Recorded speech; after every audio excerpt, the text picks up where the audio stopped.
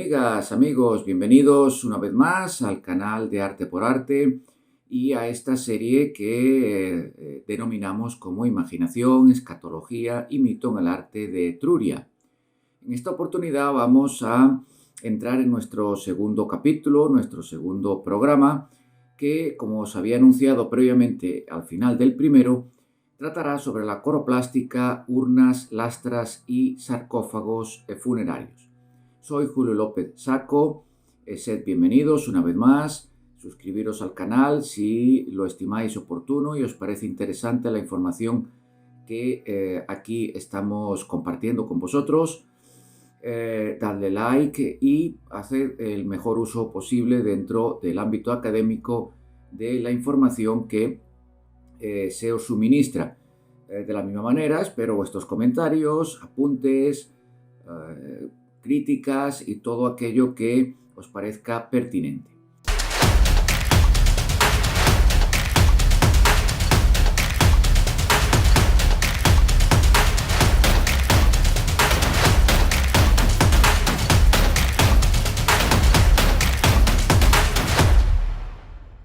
La coroplástica etrusca se especializó en urnas cinerarias, sarcófagos, placas figuradas, una amplia serie de decoraciones arquitectónicas como las antefijas o las acróteras, amén de las esculturas votivas. Se realizaron estatuas de terracota policromadas, usando como colores base el negro, el blanco y el rojo. En las llamadas terracotas del templo A de Pirgi, se escenifica la trágica muerte de dos héroes de la saga griega de mayor trascendencia en Etruria, quiero decir, que son Capaneo y Tideo, que participan en la expedición de los 7 contra Tebas. Capaneo aparece figurado en el momento de recibir el rayo de Zeus, mientras que Tideo, caído en tierra y a punto de morir, sorbe los sesos de Melampo, muerto por Anfiarao, adivino y guerrero de Argos. A todo esto, Atenea contempla la escena. El templo B, por su parte, se hallaba decorado con placas de terracota de revestimiento con escenas alusivas a los trabajos de Heracles. La ornamentación de esta última edificación religiosa se fundamentaría muy probablemente en un calendario de fiestas asociado al curso solar y a las creencias astrales, todo ello de trasfondo oriental. Otro ejemplo muy notable es la célebre estatua acroterial de un personaje sentado, tocado con sombrero, quizás un augur, y que sirvió al lado de otras estatuas de decoración del columen del tejado del complejo palacial de Pollo Civitate, en Murlo. Representaban a los antepasados masculinos y femeninos del princeps palacial. Además del valor ornamental, poseían una función simbólica, apotropaica y celebrativa. Escultura cumbre de la coroplástica es sin ninguna duda el Apolo o Aplu, que decoró hacia el 510 a.C. de la era junto con otras figuras de tamaño natural, Hercle, Turns, Letún y quizá Minerva, la viga mayor del templo del Portonaccio en Velles. Este Apolo, famoso Apolo, fue hecho por un también famoso, el único conocido escultor llamado Vulca, escultor etrusco. Esculturas de gran relevancia son las que en terracota o en piedra arenisca y mármol adornan las tapas de los sarcófagos reservados a las clases aristocráticas. De estandarizada elaboración, conservan en su modelado rasgos muy distintivos, creando tipos que anteceden los retratos. Estos peculiares retratos de difuntos representaban en numerosas ocasiones a un matrimonio, habitualmente reclinado en actitud de complacencia sobre el lecho o cline. Se pueden destacar los dos sarcófagos de los esposos de hacia 530 a.C., ambos procedentes de la Banditacia, necrópolis de Caere. Las esculturas reflejan la serenidad y la dulzura en el rostro de los esposos, que esbozan una suave sonrisa conocida como sonrisa etrusca. También de notable relevancia es el sarcófago en terracota de Lartia Seianti, que es análogo en estilo y cronología al de Seianti Anunia Tlesnasa, una obra de finales del siglo III o comienzos del II antes de la era, encontrado en la tumba de la familia Largna en Chiusi. Representa pues una difunta de mediana edad, enjollada, reclinada sobre el lecho y llevando en su mano izquierda la pata. También deben mencionarse las tapaderas de urnas y las tapaderas de ciertos vasos cinerarios de terracota, procedentes del área de Chiusi, cuyos principales ejemplos, en el marco de un estilo orientalizante etrusco, serían los vasos cinerarios Gualandi y Paolozzi. Es probable que las pequeñas imágenes sobre estas tapaderas representen participantes de los ritos funerarios, bailarinas o plañideras, celebrados, en cualquier caso, estos ritos en honor de una figura central principal. En este mismo orden de cosas debe citarse el vaso Coleman, que contenía un gran dolium, en cuyo interior apareció una urna bicónica ubicada sobre un trono ante el que se hallaba una mesa de 4 patas, un hacha y un incensario. Además, también sobresalen 3 esculturas de finales del siglo VII a.C. con influencias plásticas del norte de Siria, que adornaron asientos de la cámara lateral de la tumba de las 5 sillas de la necrópolis de la Banditacia, que ya hemos mencionado, en Caere. En ella se puede ver un intento de individualizar los rasgos de los representados, es decir, ancestros, al modo de Imagines Maiorum de la pareja titular de la tumba. Se figuran sentados con la mano izquierda sobre la rodilla y la derecha extendida para recibir algún tipo de objeto. Un capítulo propio merecen las lastras del siglo VI a.C. en terracota procedentes de las Regiae de Murlo y de Aquarosa,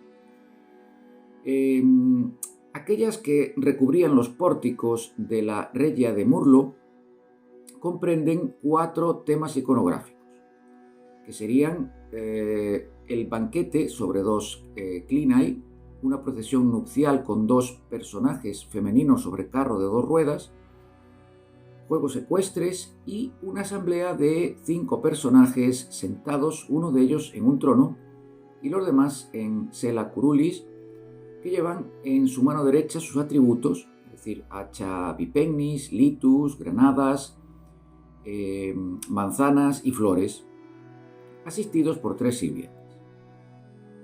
Podrían tratarse, a partir de la Graeca Interpretatio, naturalmente, de Zeus y Hera, Hades, además de Core y Demeter. Se evidencian aquí, en cualquier caso, aspectos queridos por la ideología aristocrática. En las lastras de Aquarosa están presentes 4 tipos argumentales.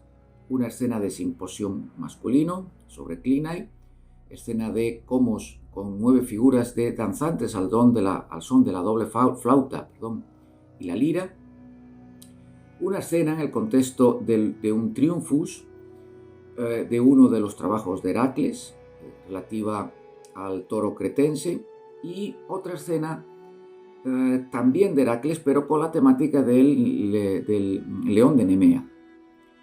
De Beletri, por su parte, provienen diferentes lastras con relieves parecidos a los de las Regiae de Murlo y Aquarosa mencionadas, que comprenden estos argumentos. Escenas de banquete, procesiones con vigas, arrastradas por caballos alados y con trigas, es decir, tirados por 3 caballos, carreras de caballos y una escena de reunión al modo de una Theon Ágora en la que Heracles entra. Los distintos relieves de las lastras reflejan la perspectiva del poder, realzando la virtus guerrera y el reditus triunfal de los príncipes etruscos, todo ello sazonado con diversos componentes mitológicos.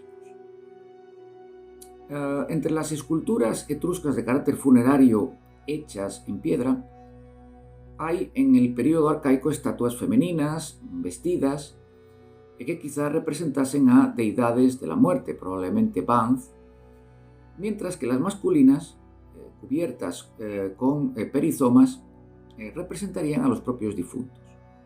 No obstante, algunos expertos han señalado, en lo tocante a este aspecto, que representarían a los antepasados en acto de duelo, en función del gesto de las manos en el pecho. Una escultura femenina de interés ya del siglo VI a.C. es la conocida como Dama de la tumba de Isis, una figura esculpida en mármol figurada al modo de un shoanon. En la mano izquierda empuñaría algún objeto y con la derecha, abierta, entregaría algún tipo de regalo. La escultura estuvo originalmente policromada. De elevada relevancia resulta asimismo la estatua cineraria de la necrópolis de la Pedata en Cianciano, conocida como Mater Matuta, una obra de 460 a.C. aproximadamente. Desde una perspectiva tipológica es una curótrofos. Muestra una mujer sedente sobre un trono de brazos creados por esfinges. Se encuentra con su hijo dormido en su regazo, a la manera de una diosa madre, simbolizando quizá a Hera Eleicía, protectora de los nacimientos precisamente. No obstante, puede no representar una imagen divina, sino figurar una mujer en su estatus de mater familias. Se podría pensar en una dama de la nobleza, quizá fallecida en un parto, de forma que su estatua se encomendaba a la deidad como ofrenda. Al margen de las cenizas de la difunta, se encontraron en su interior una enocoe ática que figura una cabeza femenina, un anillo de oro con la imagen de un combatiente, un par de pendientes y también un broche dorado. Muy importante resulta la llamada Venus de la Canicella, una obra en mármol de Paros, localizada en Orvieto, donde fue ubicado un santuario funerario. Es una mujer desnuda, aunque adornada con un collar, pendientes y una diadema. Parece esculpida a partir del esquema de los curoi griegos, aproximadamente hacia 530 a.C. en Naxos, desde donde sería trasladada a Etruria, probablemente en barco. Fue depositada en el santuario de la necrópolis de la Canicella como símbolo de la diosa de la fertilidad o quizá del amor, es decir, Turan.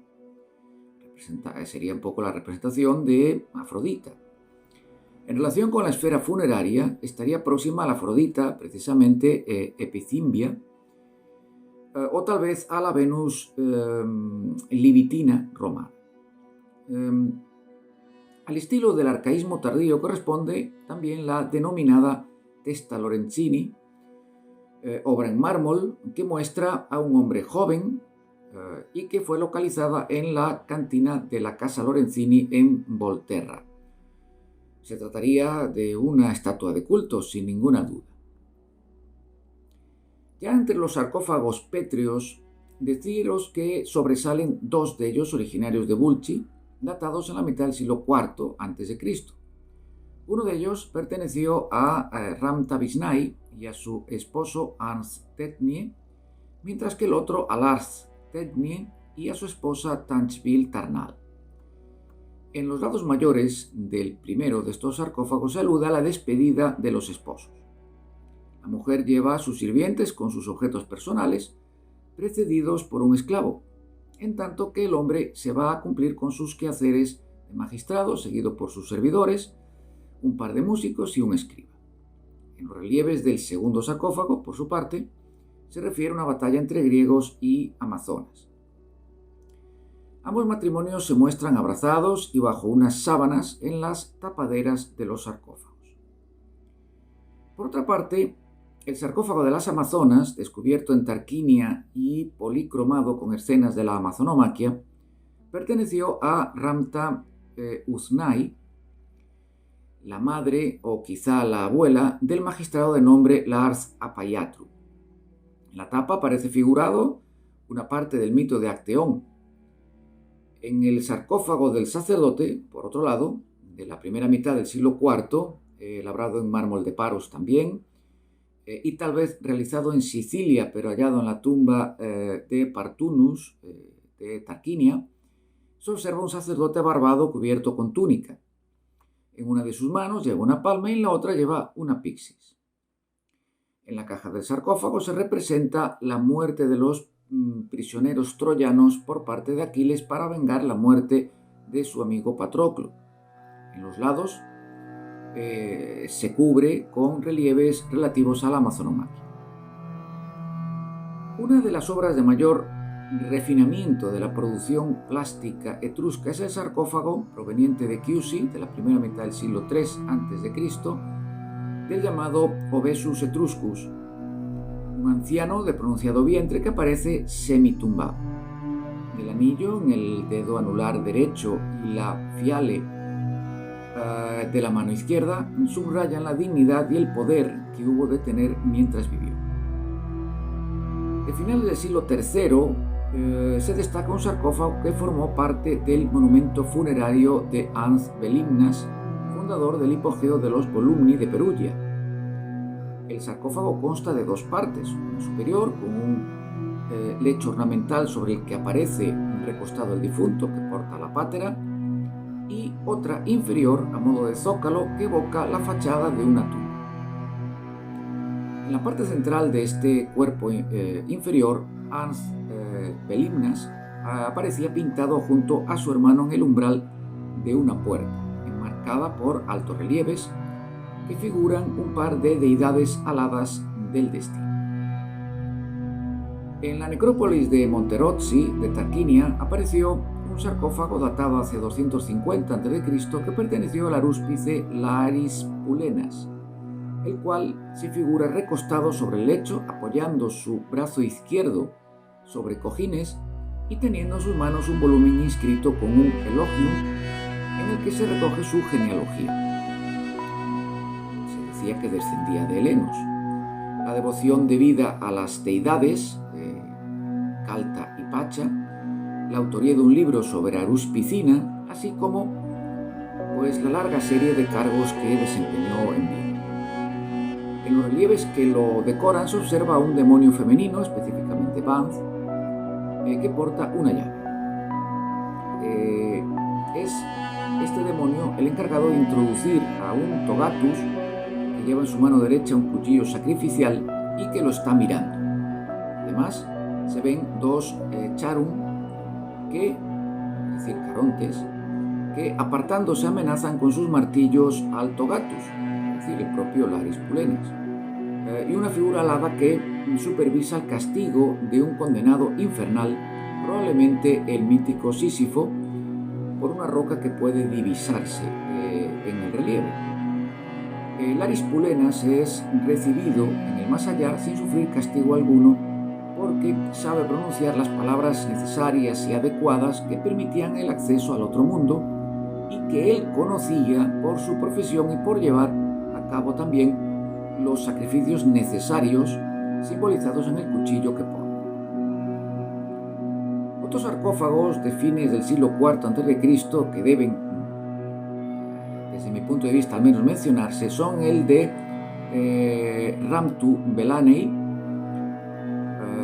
mujer inhumada en la tumba de la familia Belu, el sarcófago François, también de una mujer, el sarcófago de Laris Sentinati Largna, con una galatomaquia, el conocido como sarcófago Giuletti, también con una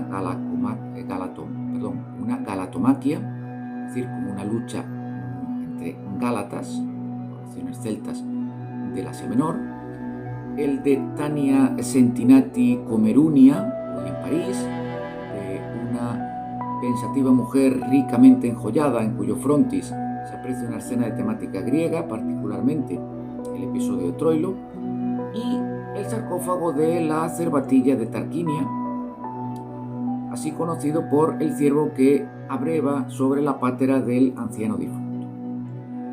Bien amigos, hasta aquí el programa de hoy. invitaros a revisar la información, a comentar aquellos aspectos, peculiaridades, elementos que os parezcan pertinentes, completarlos si entendéis que es necesario.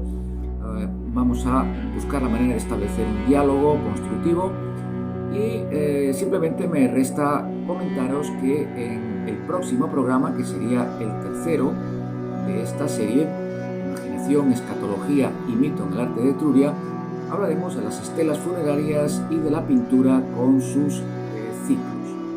Hasta ese momento, amigos, que paséis unas muy buenas semanas. Salud, a conservarse. Un gran saludo.